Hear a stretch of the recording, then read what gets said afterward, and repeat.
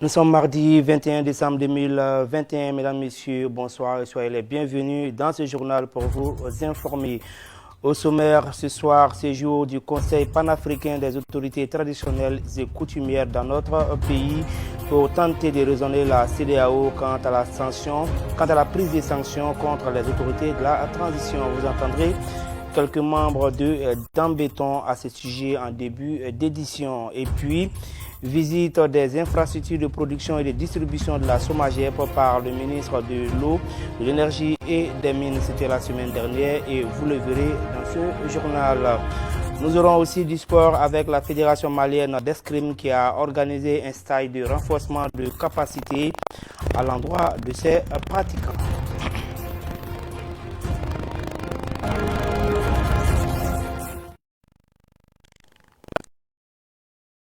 Cette télévision et émergence FM et comme je vous le disais tantôt dans les titres, le Conseil panafricain des autorités traditionnelles et coutumières dans nos murs depuis quelques jours. L'objet de cette présence en terre malienne est de négocier avec la CEDEAO pour ne pas qu'elle prenne des sanctions contre le Mali suite à la crise dans laquelle notre pays est plongé. À ce sujet, certains membres de Dambéton s'expriment au micro de Cheikh Koulibaly et de Oumou Diakité. On les écoute.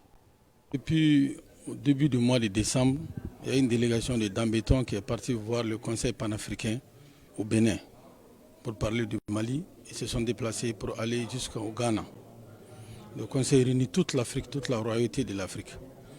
Le Dambéton a vu qu'il n'est pas toujours bon que de s'asseoir pour parler. Il faut aussi approcher les gens qui peuvent être dans les situations difficiles.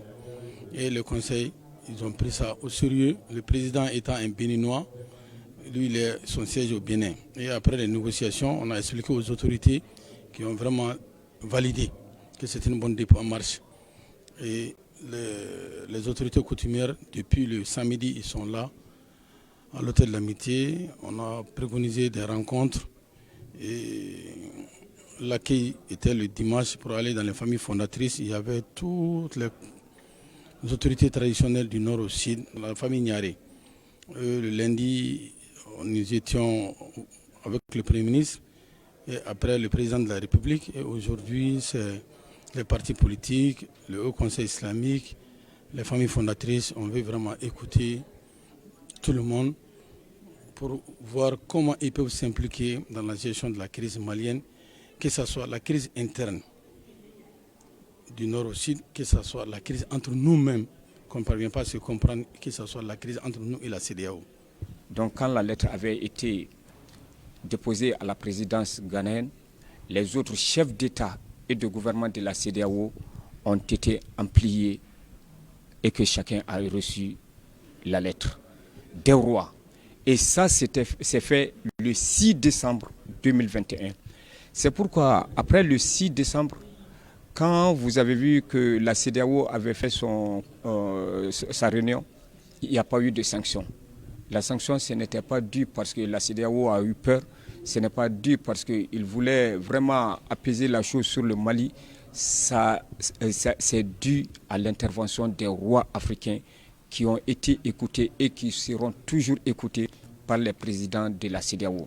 Ces rois africains qui sont là, ils ne sont pas là pour un mandat de 5 ou 10 ans. Ils sont là pour toute une vie. On ne vote pas pour eux. Eux, ils sont là. C'est des gardiens de nos valeurs sociétales, et ancestrales et puis coutumières. Donc c'est ce qui a fait que le 12 décembre, le Mali n'a pas subi un autre embargo ou une autre sanction. Dambéton, c'est une coalition. Il y a des associations. Je peux vous en citer. Il y a l'association Faso Dambéton, il y a les Recotrades, il y a l'église catholique, il y a l'église protestante, il y a l'Union des jeunes musulmans du Mali, il y a les agriculteurs, il y a les éleveurs. Vous voyez un peu. Donc c'est une association représentative de tout le Mali. Maintenant, cette association, qu'est-ce que nous avons à faire? Nous avons constaté que le Mali a été sanctionné une première fois par la CEDEAO. Maintenant, ça concernait uniquement les chefs d'État, et plutôt les responsables, les ministres, ceux qui sont ostentés, etc. Mais maintenant, il y a une deuxième sanction qui était prévue le 12 décembre. On s'est dit, cette fois-ci, cette sanction, il risque de toucher la population. S'il y a une deuxième salve de sanctions qui doit être prise, cela va toucher la population. Et là, avec les souffrances que nous connaissons déjà, nous sommes dit qu'il faudrait qu'on fasse quelque chose. Et dans ce cadre-là, on a envoyé une délégation. On s'est débrouillé pour envoyer une délégation de 4 personnes au Bénin, à Cotonou, pour rencontrer le Conseil panafricain des royautés africaines.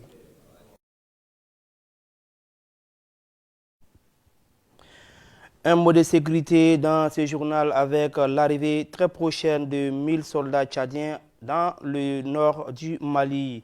En effet, les autorités de la transition de Bamako ont donné leur accord au Conseil de sécurité des Nations Unies et aux autorités tchadiennes pour le déploiement des 1000 soldats tchadiens au Mali pour le maintien de la paix et la sécurisation de notre pays. Cette annonce intervient alors que la réorganisation de la présence militaire française au Mali est en cours. C'était un commentaire signé Oumoukoné. L'ambassadeur malien à l'ONU a donné son feu vert au Conseil de sécurité, mais le gouvernement militaire au pouvoir à Bamako tient à préciser que ce renfort intervient dans un cadre bilatéral et à la requête du gouvernement de la République du Tchad pour faire face aux menaces et protéger ses troupes au nord du Mali suite à la reconfiguration de la force Barkhane, la force française au Sahel qui a retiré 450 soldats du nord malien. Côté tchadien, le ministre des Affaires étrangères confirme bien l'envoi prochain de 1000 soldats au Mali, mais il souligne que ni le calendrier ni la zone de déploiement ne sont précisés et que ces détails seront définis en accord avec les Nations Unies. Le ministre de l'Eau, de l'Énergie et des Mines, Lamine Seydou Traoré, a effectué la semaine dernière une visite des infrastructures de production et de distribution en cours de réalisation par la SOMAGEP SA dans le cadre de la gestion de pointe 2022. On en sait plus sur cette visite avec Oumou Diakité.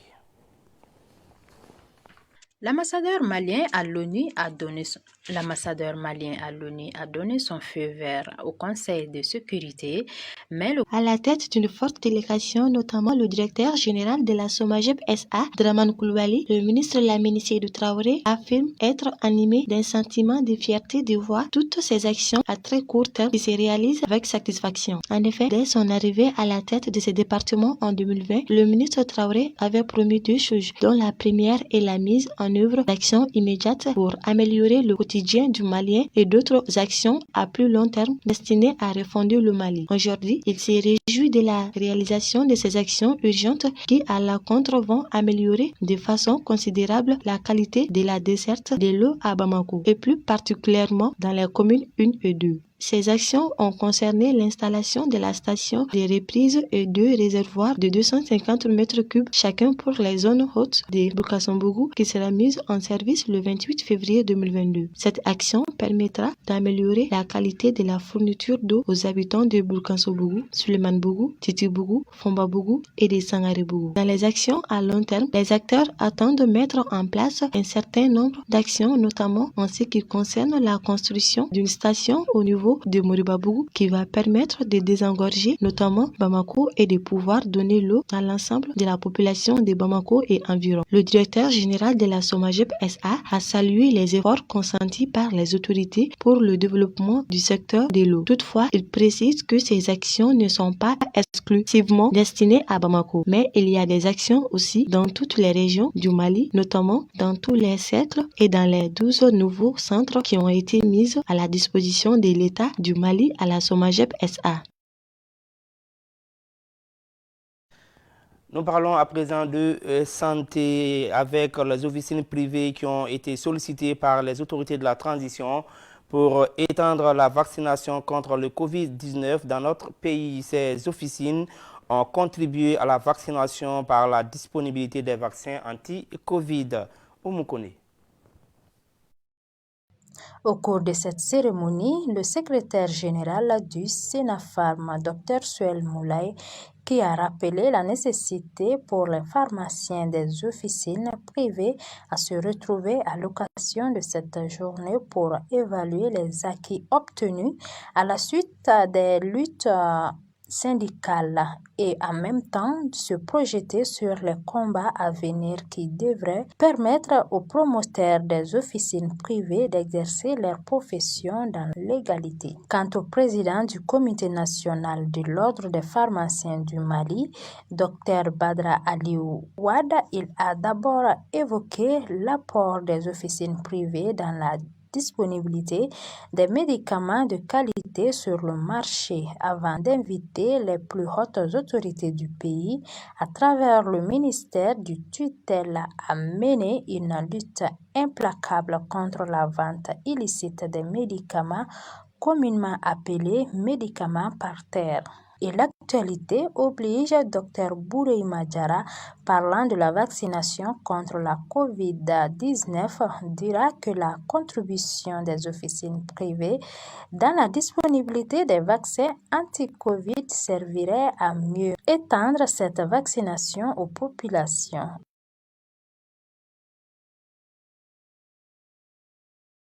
Qu'est-ce qui fait l'actualité à l'intérieur de notre pays? C'est dans Zoom sur le Mali et c'est signé Kandia Traoré. Zoom sur le Mali. À Caille, plus d'une vingtaine d'arbitres viennent de boucler ce jeudi 16 décembre 2021 une session de formation de 2 jours à Kouloum, dans la région de Caille. L'activité est organisée par l'Union sportive et culturelle Sonikara. L'objectif est de renforcer les capacités des arbitres en vue du démarrage du tournoi de football de la première édition de la semaine sportive et socio-culturelle ce samedi 18 décembre 2021 à Djamboukou.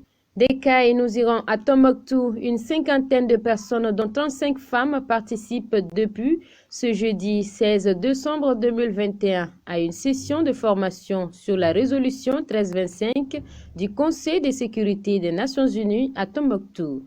L'objectif est de contribuer au renforcement du rôle actif des femmes dans le processus de reconstruction de la gouvernance post-conflit. La rencontre de 3 jours est organisée par Moussonet Mali en partenariat avec le réseau de développement et de la communication des femmes maliennes. Et enfin, un commerçant d'Abderaboukan dans la région de Ménaka a été enlevé ce jeudi 16 décembre 2021 vers 18h dans sa localité.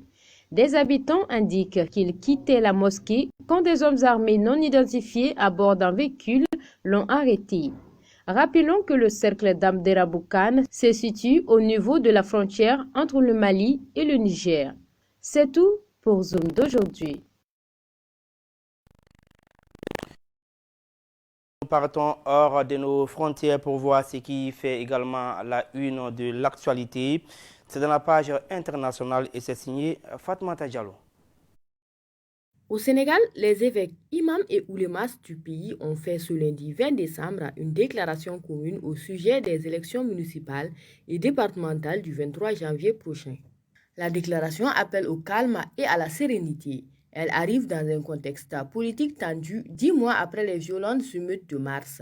Des émeutes qui avaient fait une dizaine de morts suite à l'arrestation de l'opposant politique Ousmane Sonko pour viol. Pour l'abbé Augustin Thiaw, le secrétaire général de la conférence épiscopale, de tels événements ne doivent pas se répéter. Au Niger, l'armée française annonce avoir tué ce lundi 20 décembre l'un des auteurs de l'assassinat de 6 humanitaires français et de leurs accompagnateurs nigériens dans la réserve de Kouré en août 2020. L'homme est présenté comme un membre de l'État islamique au Grand Sahara. En République démocratique du Congo, le procès en flagrance de 4 policiers accusés d'avoir torturé à mort dans la nuit de jeudi à vendredi Olivier Mpunga, un jeune détenu de 32 ans, s'est ouvert lundi devant la haute cour militaire. La victime avait été arrêtée pour vol de voiture. À la barre, certains des prévenus ont reconnu avoir infligé à la victime un traitement inhumain. L'audience doit se poursuivre ce mardi et le verdict est attendu dans un bref délai. En Éthiopie, le retrait des rebelles tigrés est désormais officiel. Alors qu'ils reculaient face à la contre-offensive gouvernementale, les insurgés ont complètement quitté les territoires qu'ils occupaient. Amhara. Les forces de défense tigréennes sont désormais de retour au Tigré et se disent prêtes à négocier la paix avec Addis Abeba. Pour cela, elle en appelle aux Nations Unies. Et enfin, au Soudan, au lendemain de manifestations massives contre le coup d'État, la situation politique semble toujours incertaine. Voilà un mois que le Premier ministre Abdallah Hamdok est de retour à son poste et toujours aucun gouvernement n'a vu le jour. Sa tâche s'annonce plus compliquée que prévu.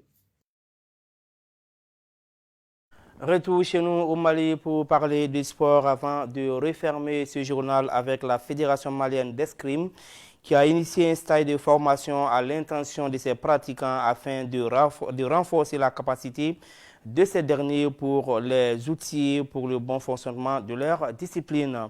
Ce stage s'est déroulé au Palais des Sports Salamatou Maïga en présence du deuxième vice-président de la Fédération malienne d'escrime, Moussa Samake.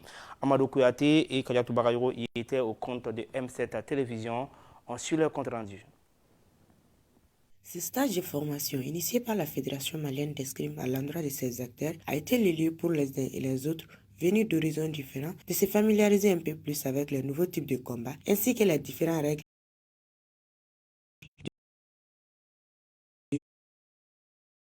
du jeu qui favorisent la bonne marche du combat. Pour le formateur, cette initiative est plus que salutaire et il a évoqué les différents volets qui ont été touchés. Le but, c'est que ces gens-là, après le stage, ils vont se disperser dans les écoles, de recruter des jeunes. Et bien sûr, ça, c'est des jeunes qui sont appelés à apprendre les PABA de l'escrime. C'est pas comme on a vu les maîtres, c'est les leçons high level, c'est le niveau plus élevé. Mais c'est de recruter, de commencer à faire les déplacements, de corriger la position, pour que les entraîneurs nationaux aussi, par la suite, ils peuvent choisir parmi ces jeunes-là.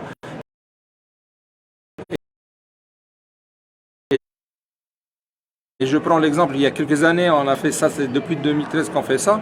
Il y a des jeunes, parmi le maître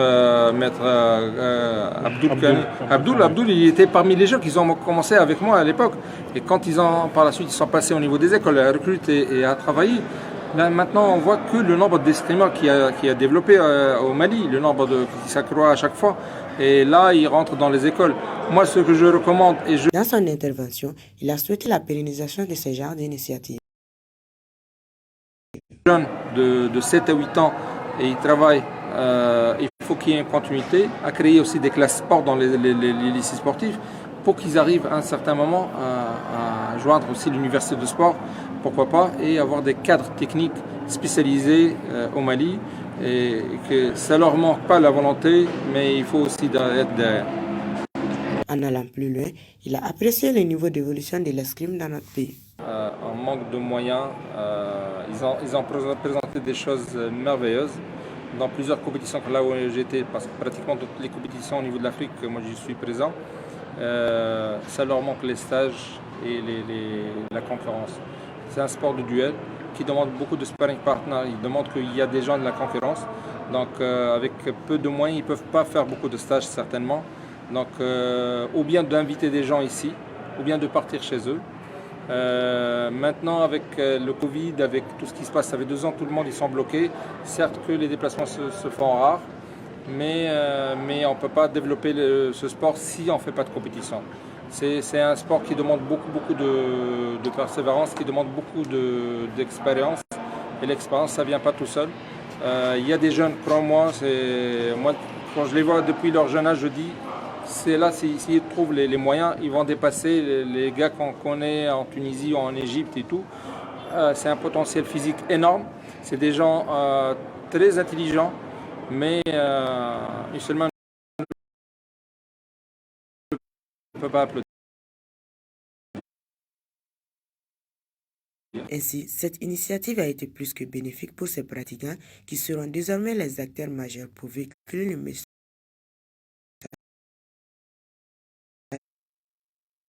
par rapport à la bonne pratique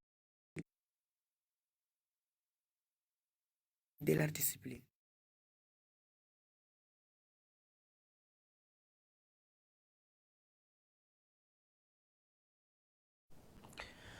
Voilà, c'est tout pour ce soir. Merci de nous avoir suivis et passez une excellente soirée en compagnie de nos programmes. Bonsoir à tous et à tous.